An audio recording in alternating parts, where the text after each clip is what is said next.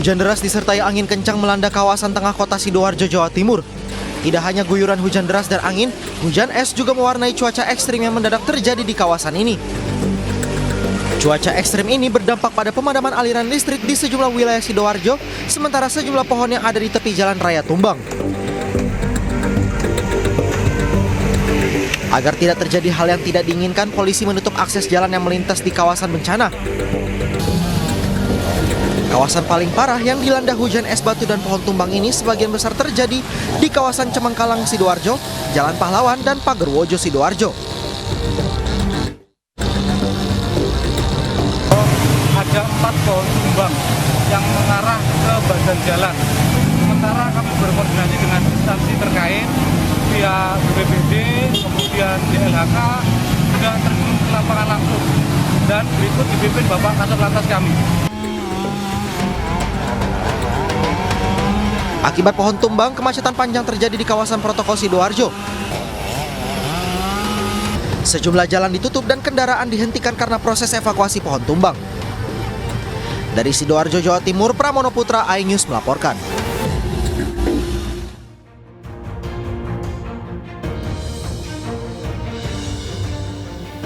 Selamat malam, apa kabar pemirsa? Hujan es dan kencang yang mengakibatkan pohon tumbang di kawasan Sidoarjo, Jawa Timur tadi menjadi pembuka jumpa kita di iNews Prime. Kecurangan pemilu dengan modus penggelembungan suara masih ditemukan di sejumlah daerah. Mengapa kecurangan masih terjadi? Kita bahas di dalam iNews Prime. Saya Brian.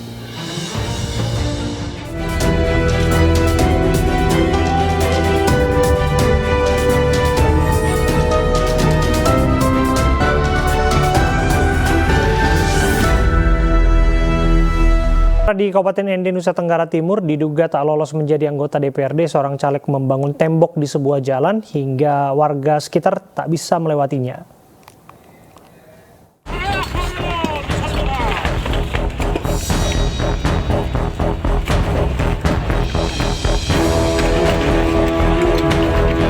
Diduga tak lolos menjadi anggota DPRD, seorang oknum caleg menutup jalan desa dengan tembok di Nuamorimoni, Kecamatan Kelimutu, Kabupaten Ende, Nusa Tenggara Timur.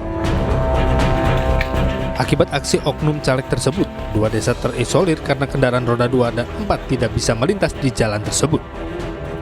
Sementara kepolisian dari Polres Ende melakukan pendekatan kepada oknum caleg yang menutup akses jalan tersebut agar menempuh prosedur yang berlaku jika tidak puas dengan hasil pemilu dan jangan melakukan hal yang merugikan masyarakat.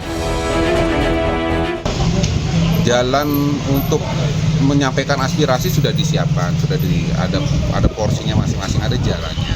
Silakan melalui KPU, boleh Bawaslu ya, karena ada pengawas di tiap-tiap tempat. Ada Panwascam ketika prosesnya, kemudian bisa menyampaikan komplain ke Bawaslu jika memang dirasa ada kecurangan yang merugikan yang bersangkutan. Ya.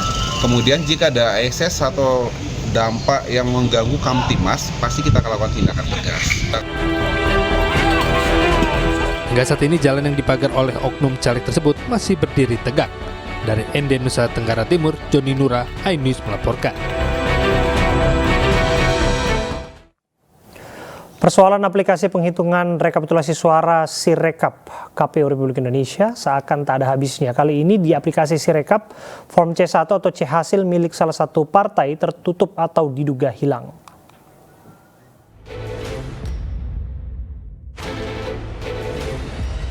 Lagi-lagi kejanggalan muncul di aplikasi Sirekap. Dalam tampilan sistem informasi rekapitulasi suara Sirekap KPU, tidak menampilkan form C hasil Partai Perindo di sejumlah TPS. Hasil sementara form C1 atau C hasil pemilu 2024 di Sirekap kerap berubah-ubah.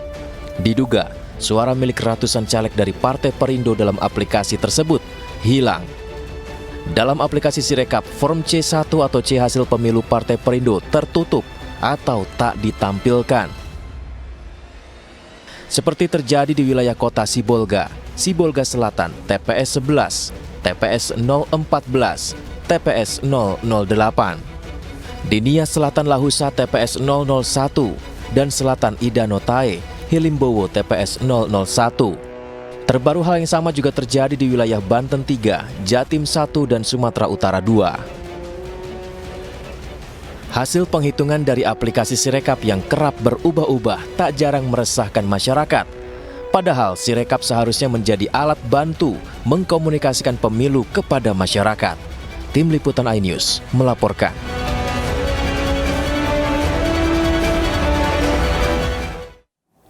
Dugaan kecurangan pemilu 2024 masih ditemukan di sejumlah wilayah, salah satunya terkait penggelembungan suara. Massa yang tak terima kecurangan turun ke jalan dan mendesak mengusut tuntas kecurangan tersebut.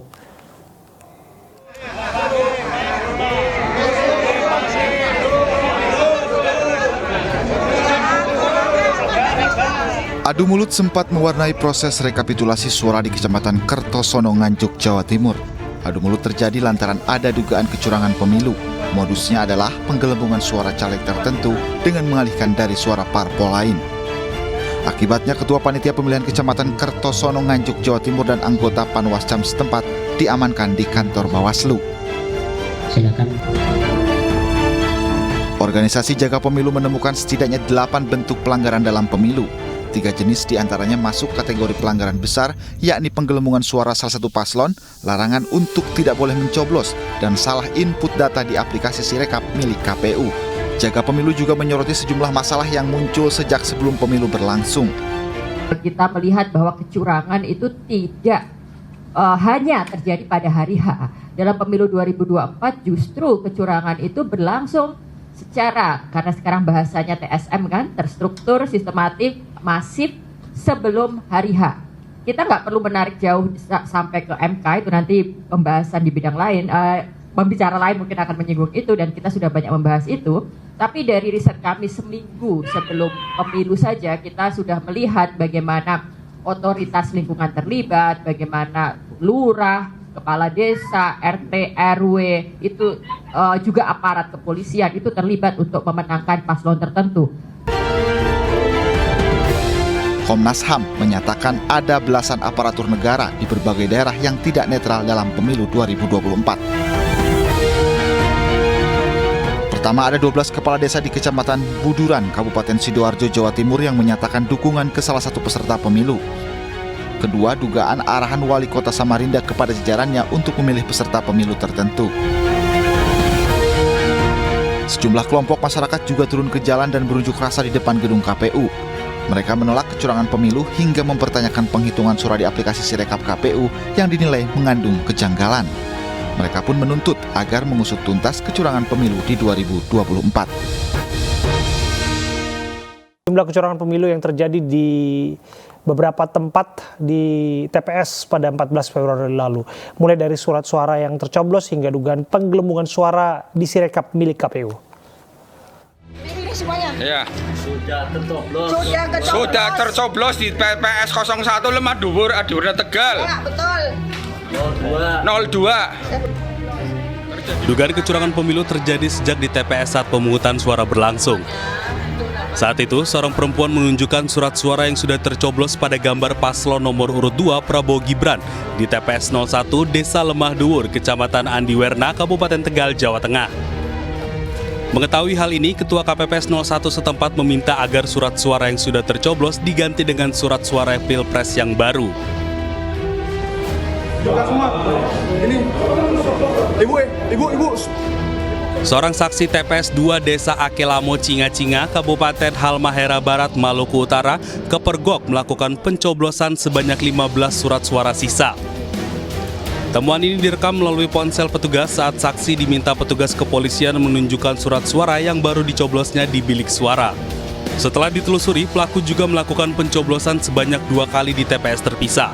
Pelaku tak sendiri, ada 2 saksi lain yang melakukan hal yang sama. Ironisnya, mereka membawa masing-masing 15 surat suara sehingga total suara yang dicoblos ketiganya sebanyak 45 suara. Dugaan penggelembungan suara diketahui dari Sistem Informasi Rekapitulasi atau Sirekap. Terdapat perbedaan suara dari TPS 02 Desa Kenteng, Kecamatan Toroh, Grobogan, Jawa Tengah, dan yang diunggah di Sirekap milik KPU. Dugaan kecurangan ini pun viral di media sosial.